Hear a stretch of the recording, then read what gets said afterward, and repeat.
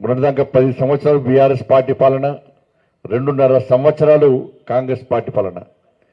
BRS party పాలనలో పేన మీద ఉన్నట్టు ప్రజలు భావించారు.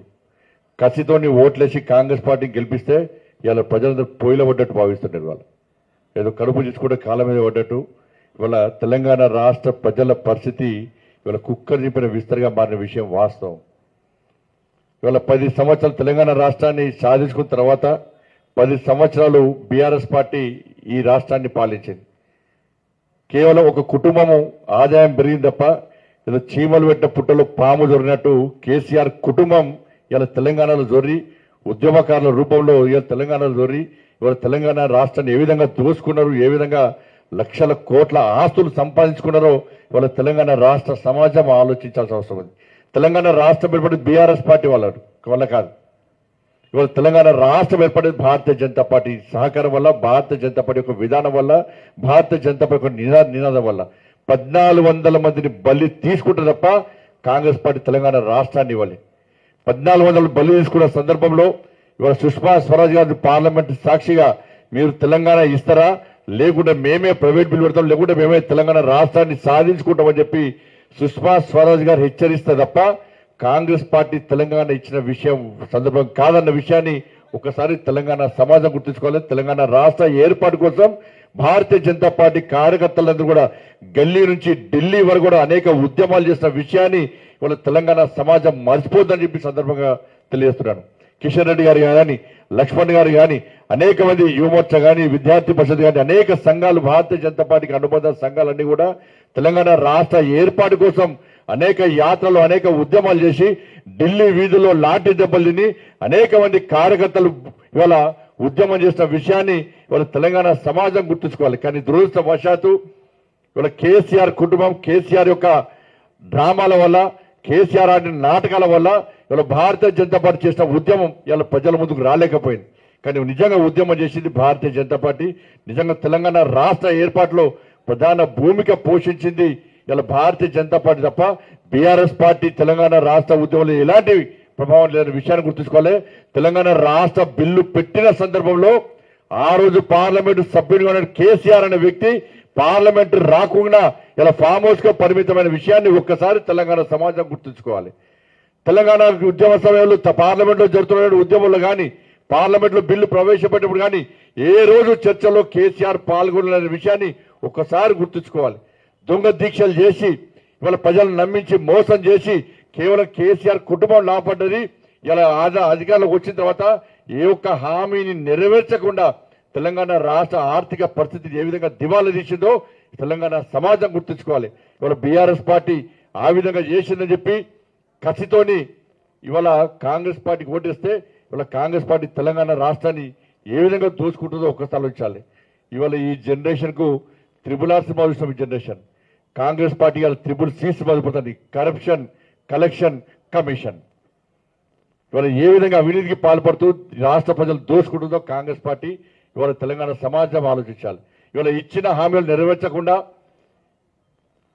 ఇవాళ కొత్త కొత్త పథకాల పేరు చెప్పి ఇవాళ 6 గ్యారెంటీల విషయంలో కానీ 420 హామీల విషయంలో ప్రజలను మోసం చేస్తున్న విషయాన్ని ఇవాళ తెలంగాణ సమాజం గుర్తుంచుకోవాలి. 2500 రూపాయలు మహిళలు ఇచ్చే విషయంలో కానీ, 4000 రూపాయలు మన తాతమ్మలకు ఇచ్చే విషయంలో కానీ, స్కూటీలు ఇచ్చే విషయంలో కానీ, తులం బంగారం ఇచ్చే విషయంలో కానీ, ఉద్యోగాలు ఇచ్చే విషయంలో కానీ, డిఏల విషయంలో కానీ, పంట కొనుగోళ్ల విషయంలో కానీ, ఇవాళ నిరుద్యోగ వృద్ధి విషయంలో కానీ, విద్యార్థి భరోసా విషయంలో కానీ, ఇండ్ల విషయంలో కానీ, ఉపాధి విషయంలో కానీ ఇవాళ అన్ని వర్గాల ప్రజలను వంచి మోసం చేస్తున్న పార్టీ ఇవాళ కాంగ్రెస్ పార్టీ అనే విషయాన్ని ఒకసారి మనం గుర్తుంచుకోవాల్సిన అవసరం ఉంది. ఇవాళ 6 గ్యారెంటీల అమలు విషయంలో పూర్తిగా విఫలమైన కాంగ్రెస్ పార్టీ పట్ల ఇవాళ ప్రజలు చీదరించుకుంటున్నారు, అసహించుకుంటున్నారు. ఇలా కోపంతో రగిలిపోతున్న విషయాన్ని ఇవాళ భారతీయ జనతా పార్టీ కార్యకర్తలు గుర్తుంచుకొని గ్రామానికి తిరిగి ఇలా భారతీయ జనతా పార్టీ యొక్క సందేశాన్ని, నరేంద్ర మోడీ గారి యొక్క నాయకత్వాన్ని బలపరిచే విధంగా ముందుకు పోవాల్సిన అవసరం ఉంది. ఇవాళ ముఖ్యమంత్రి గారు కేవలం హామీలకే పరిమితమై ఇవాళ కనీసం కేంద్రం ఇచ్చే నిధులను ఇవాళ వాడుకునే పరిస్థితిలో కాంగ్రెస్ పార్టీ ప్రభుత్వం లేదు. ఒకవైపు కేంద్రం ఇచ్చే నిధులను దారి మళ్లిస్తున్నారు, మరొక వైపు కేంద్రం ఇచ్చే నిధులను వాడుకోలేని పరిస్థితిలో తిరిగి నిధులు వాపసు అయ్యే పరిస్థితి ఇవాళ తెలంగాణ రాష్ట్రంలో ఉత్పన్నమైంది. ఎందుకంటే పేరు కోసం తాపత్రయపడుతున్నారు. కేంద్రం నిధులు వస్తే దాన్ని వాడుకుంటే నరేంద్ర మోడీ గారి పేరు వస్తుంది, భారతీయ జనతా పార్టీ పేరు వస్తుందని చెప్పి ఇవాళ అడ్డగోలుగా ఇవాళ అవినీతికి పాల్పడుతూ కేంద్ర నిధులు దారి మలుస్తున్న విషయాన్ని ఇవాళ తెలంగాణ సమాజం గుర్తుంచుకోవాలి. తెలంగాణ రాష్ట్ర అభివృద్ధికి భారతీయ జనతా పార్టీ ప్రభుత్వం, నరేంద్ర మోడీ ప్రభుత్వం కట్టుబడి ఉంది. ఇవాళ దేశంలో అన్ని రాష్ట్రాలు అభివృద్ధి చెందనే ఇవాళ శక్తివంతమైన భారతదేశ నిర్మాణం సాధ్యమవుతుందని చెప్పి వికసిత్ భారత్ లక్ష్యంగా నరేంద్ర మోడీ గారి ప్రభుత్వం అన్ని రాష్ట్రాలకు నిధులు కేటాయిస్తుంటే తెలంగాణ రాష్ట్రంలో నిధులు దారి మలుతున్నాయి. ఇవాళ తెలంగాణ కేంద్రం ఇచ్చిన నిధులో అవినీతి అక్రమాలు పాల్పడుతున్న విషయాన్ని ఇవాళ తెలంగాణ సమాజం గుర్తుంచుకోవాలి. ఇవాళ అనేక నిధులు దారి వాపసు పోతున్నాయి. ఇవాళ మ్యాచింగ్ గ్రాంట్ ఇస్తలేరు, భూసేకరణ చేస్తలేరు, కానీ కేంద్రాన్ని విమర్శించడమే ఇవాళ పనిగా పెట్టుకున్నారు. అస్తమానం ఇవాళ 24 గంటలు కేంద్రాన్ని తిట్టడమే. ఇవాళ రాష్ట్ర ప్రభుత్వం తెలంగాణ రాష్ట్రం అభివృద్ధి చెందాలంటే కేంద్రంతో సమన్వయం పాటించాలి, ఒక మంచి ఆలోచనతో ముందు ప్రయత్నం చేయాలి. కానీ ప్రధానమంత్రిని కలవడానికి పోతారు, ప్రధానమంత్రి తిట్టిపోతారు. ఇక్కడ అవి మీడియాలో పోతే ప్రధానమంత్రికి పోతాయి. కేంద్ర మంత్రులు కలవడానికి పోతారు, కేంద్ర మంత్రులను విమర్శించి ఇష్టానుసారంగా శాపనార్థాలు పెట్టి కేంద్ర మంత్రులను కలుస్తారు.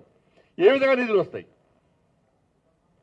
ఇవాళ సిగ్గుండ రాష్ట్ర ప్రభుత్వానికి ప్రతి సంవత్సరం కూడా పంట కొనుగోలు సందర్భంలో, ముందుగా పంట వేసుకునే సందర్భంలో కేంద్ర ప్రభుత్వం అన్ని రాష్ట్రాలతో ఒక సమీక్ష నిర్వహిస్తుంది.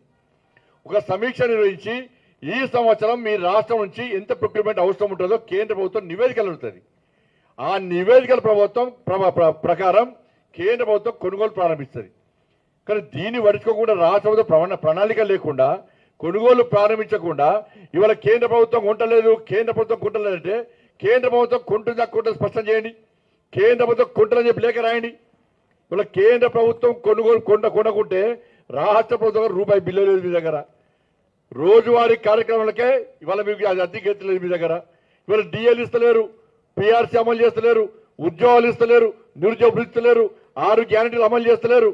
మీ ప్రభుత్వం నడవడమే కష్టం. ఇక్కడ ప్రభుత్వం నడవడం కష్టం, కానీ ఢిల్లీకి మూటలు అప్పయ్యడం మాత్రం సక్సెస్ అవుతుంది కాంగ్రెస్ పార్టీ ప్రభుత్వం. ఇవాళ మహేశ్వరి గారి నేతృత్వంలో, రామచంద్ర గారి నేతృత్వంలో బస్సు యాత్ర చేస్తే తప్ప ఇవాళ ఈ కాంగ్రెస్ పార్టీ ప్రభుత్వం మొద్దు నిధుల నుంచి బయట రాని విషయం వాస్తవం. ఇవాళ బస్సు యాత్ర చేసిన తర్వాత రాష్ట్ర ప్రభుత్వంలో ఒక చలనం వచ్చింది, ఒక ఆలోచన వచ్చింది. భారతీయ జనతా పార్టీ రైతుల కోసం కష్టపడి పనిచేస్తున్నది, ఉద్యమం చేస్తుంది భావించిన తర్వాతనే ఇవాళ భారతీయ జనతా పార్టీ మీద విమర్శలు స్టార్ట్ చేసింది కాంగ్రెస్ పార్టీ ప్రభుత్వం. కాబట్టి ఇవన్నీ విషయాలు మనం జాగ్రత్తగా గుర్తించి గమనించి ఇవాళ దేశం ఏ విధంగా అభివృద్ధి చెందుతుంది, ఇవాళ ఇంత ప్రపంచమంతా అతలకుతలమైతే కూడా అన్ని రంగాల్లో ఇవాళ తెలంగాణ భారతదేశం నరేంద్ర మోడీ గారి నేతృత్వంలో ఏ విధంగా అభివృద్ధిలో ముందు పోతుందో ఒక్కసారి ఆలోచించాల్సిన అవసరం ఉండదు. ఇచ్చిన హామీలను ఎక్కడ కూడా విస్మరించకుండా చిట్ట చివరి వ్యక్తి వరకు కూడా కేంద్ర ప్రభుత్వ యొక్క సంక్షేమ పథకాలు చేరుతున్న విషయాన్ని ఇలా తెలంగాణ రాష్ట్ర సమాజం ఆలోచించాల్సిన అవసరం ఉంది. ఏ రాష్ట్రంలో ప్రజల మీద బర్డన్ లేకుండా, ఏ రాష్ట్రంలో ప్రజలు ఇబ్బంది పడకుండా నరేంద్ర మోడీ గారి ప్రభుత్వం పక్కా 100% ప్రతి సంక్షేమ పథకాన్ని ఇవాళ మీకు అందించే ప్రయత్నం చేస్తున్నది. పేదల ప్రతినిధిగా, పేదల ప్రభుత్వంగా ఇవాళ నరేంద్ర మోడీ ప్రభుత్వం ముందుకు సాగుతున్న విషయాన్ని మనం గుర్తుంచుకోవాలి. కాబట్టి అదే దిశలో ఇవాళ తెలంగాణ రాష్ట్రం అభివృద్ధి చెందాలంటే ఏ ప్రభుత్వం రావాలి, ఏ ప్రభుత్వం ఏర్పడాలో ఒక్కసారి గుండె మీద చేసుకుని ఆత్మవిమర్శ చేసుకోవాల్సిన అవసరం తెలంగాణ సమాజానికి ఉందన్న విషయాన్ని ఒక్కసారి గుర్తుంచుకోవాలి. ఇవాళ కేంద్రంలో నరేంద్ర మోడీ గారి ప్రభుత్వం ఇవాళ తెలంగాణ రాష్ట్రంలో ఏర్పడితే తప్ప ఇవాళ 8 లక్షల కోట్ల అప్పులు తీరాయి. తెలంగాణ రాష్ట్రం అభివృద్ధి చెందన్న విషయాన్ని ఒకసారి గుర్తుంచుకోండి. ఇచ్చే ప్రభుత్వానికి అధికారం ఇవ్వండి, తెలంగాణ రాష్ట్రం అభివృద్ధి చెందుతుంది. వాళ్ళ పక్క రాష్ట్రం ఆంధ్రప్రదేశ్ ప్రభుత్వం అభివృద్ధి చెందుతుందంటే వాళ్ళ అక్కడ నరేంద్ర మోడీ ప్రభుత్వం ఏర్పడది. నీతి రహిత నీతివంతంగా పాలన కొనసాగుతున్నది. కేంద్రం ఇచ్చిన నిధులు సద్వినియోగం చేసుకుంటున్నారు, నిధులు దారి మళ్లిస్తలేరు, నిధులు వాపసు పోతలేవు. వాళ్ళ బీజేపీ పాలిత రాష్ట్రాల్లో అభివృద్ధి చెందుతుందంటే నీతి నిజాయితీతో, కమిట్మెంట్ తోని, ఒక నిబద్ధతతోని ఆయా రాష్ట్రాల్లో ప్రభుత్వం అవినీతి రహిత ప్రభుత్వాలుగా వాళ్ళ ముందుకు సాగుతున్నాయి కాబట్టి అభివృద్ధి చెందుతుంది. వాళ్ళ తెలంగాణ రాష్ట్రం పూర్తి అవినీతిమయమైంది. బీఆర్ఎస్ పార్టీ పాలన అవినీతే, కాంగ్రెస్ పార్టీ పాలన అవినీతే. ఇటువంటి పరిస్థితుల్లో ఇచ్చే ప్రభుత్వానికి అధికారం ఇవ్వండి, నిధులు ఇచ్చే ప్రభుత్వానికి అధికారం ఇవ్వండి, నిజాయితీగా పాలించే ప్రభుత్వానికి అధికారం ఇవ్వండి, నిబద్ధతతో పాలించే ప్రభుత్వానికి అధికారం ఇవ్వండి, కమిట్మెంట్తో మీ గురించి ఆలోచించే ప్రభుత్వానికి అధికారం ఇవ్వండి. అటువంటి పార్టీకి అధికారం ఇస్తే తెలంగాణ రాష్ట్రం అభివృద్ధి చెందుతుంది తప్ప ఈ తెలంగాణ రాష్ట్రాన్ని ఎవరు కాపాడేటువంటి స్థితిలో లేరన్న విషయాన్ని తెలంగాణ సమాజం గుర్తించాల్సిందిగా మీ అందరికీ విజ్ఞప్తి చేస్తూ, అందరికీ ఇచ్చిన అధికారం ఒక్కసారి ఇవ్వండి బీజేపీకి అవకాశం. ఈ తెలంగాణ రాష్ట్రం ఏ విధంగా అభివృద్ధి చెందుతుందో మేము చూస్తాం. కాంగ్రెస్ పార్టీకి అధికారం ఇచ్చారు, టీడీ గతంలో అనేక పార్టీకి అధికారం ఇచ్చారు, బీఆర్ఎస్ పార్టీకి అధికారం ఇచ్చారు. అప్పులు పెరుగుతున్నాయి తప్ప ప్రజల సంక్షేమం ఏ విధంగా పెరుగుతలేదు, ప్రజల సంక్షేమంగా బతికే పరిస్థితి లేదు, సంక్షేమ ఫలాలు మీకు ఎంతలేవు. అందుకే అందరికి ఇచ్చారు అధికారం, బీజేపీకి ఇవ్వండి ఒక అవకాశం. తెలంగాణ రాష్ట్ర అభివృద్ధి ఎందో నరేంద్ర మోడీ గారి నాయకత్వంలో భారతీయ జనతా పార్టీ ప్రభుత్వం మీకు చేసి చూపదని చెప్పి ఈ సందర్భంగా తెలంగాణ రాష్ట్ర సమాజానికి విజ్ఞప్తి చేస్తూ రాష్ట్ర ముఖ్యమంత్రి గారు మళ్ళొక్కసారి విభేదాలు సృష్టించి ఇవాళ లబ్ధి పొందే ప్రయత్నం చేస్తున్నారు. ఎందుకంటే 6 గ్యారెంటీల అమలు విషయంలో ప్రజలు, కొనుగోళ్ల విషయంలో ప్రజలు ఇబ్బంది పడుతున్నారు కాబట్టి ఆ దృష్టి మళ్లించడానికి ఇవాళ పక్క రాష్ట్రంతో యుద్ధం చేస్తామని చెప్పి ఇలా ప్రకటిస్తున్నారు. భారతీయ జనతా పార్టీని టార్గెట్ చేసి ఇలా విమర్శించే ప్రయత్నం చేస్తున్నారు. ఇలా కాళేశ్వరం విషయంలో మహారాష్ట్ర ప్రభుత్వం మనకు సహకరించిన విషయాన్ని రాష్ట్ర ముఖ్యమంత్రి గారు మర్చిపోయినట్టున్నారు. కాళేశ్వరం విషయంలో, ప్రాణహిత చెవుల విషయంలో కానీ ఇతర ప్రాజెక్టుల విషయంలో పక్క రాష్ట్రంతో ఇబ్బందులు ఉంటే కలిసి కూర్చొని మాట్లాడుకునేటువంటి ప్రయత్నం చేయాలి. ఈ రాష్ట్ర ముఖ్యమంత్రి అపాయింట్మెంట్ అడిగితే రాష్ట్ర ముఖ్యమంత్రి ఇయ్యారట, కిషన్ రెడ్డి గారు అపాయింట్మెంట్ ఇప్పారట. చెప్పు నాకు చేత కాదు అపాయింట్మెంట్స్ కూడా చేతనైతలని చెప్తే మేమే ముందుకు వస్తాం, కిషన్ గారు ముందుకు వస్తారు. పక్క రాష్ట్రాలతో మంచి సంబంధాలు ఏర్పరచుకొని అభివృద్ధి రాష్ట్ర అభివృద్ధి లక్ష్యంగా ముందుకు పోవాలి తప్ప పక్క రాష్ట్రాలతో గిల్లి గజ్జాలు పెట్టుకొని దాని ద్వారా మళ్ళీ తెలంగాణ వాదాన్ని మళ్ళీ ఒకసారి తీసుకొచ్చి దాని ద్వారా రాజకీయ లబ్ధి పొందాలని చూస్తే ఇది మంచి పద్ధతి కాదు. మహారాష్ట్ర ప్రభుత్వం పక్క సహకరిస్తుంది. అన్ని రాష్ట్రాలు సంక్షేమంతో ఉండాలి, అన్ని రాష్ట్రాల ప్రజలు లాభపడాలి, అన్ని రాష్ట్రాల ప్రజలు సుఖ సంతోషాలు జీవించాలనేటువంటి ఆలోచనతోనే నరేంద్ర మోడీ ప్రభుత్వం ముందుకు వస్తుంది. కాబట్టి అన్ని విషయాల్లో రాష్ట్ర ప్రభుత్వానికి సహకరిస్తాం.